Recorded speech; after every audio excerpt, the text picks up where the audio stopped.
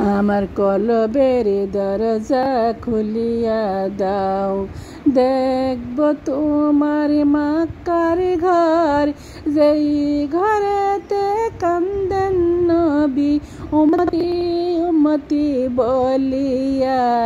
লা ইলাহা ইল্লাল্লাহ, লা ইলাহা ইল্লাল্লাহ।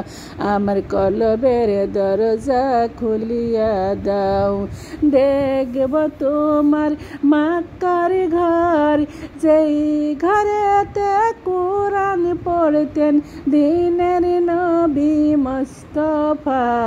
লা ইলাহা ইল্লাল্লাহ, কালিমা লা ইলাহা ইল্লাল্লাহ, লা ইলাহা ইল্লাল্লাহু মুহাম্মাদুর রাসূলুল্লাহ সাল্লাল্লাহু আলাইহি ওয়াসাল্লাম।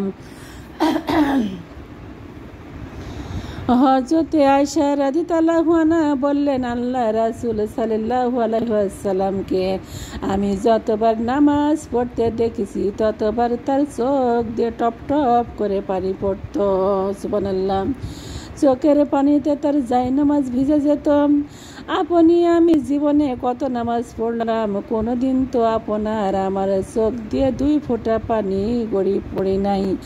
আসরের সালাত কিতাবের মধ্যে বর্ণিত আছে, নামাজে দাঁড়িয়ে আল্লাহর ভয়ে ভয়ে অথবা মহব্বতে যদি কারুর 2 ফোঁটা চোখের পানি গড়িয়া পড়ে, সে যেন মনে করে তার রুহের সাথে আর আল্লাহ পাকের সাথে দিদার হয়ে গেছে। সুবহানাল্লাহ।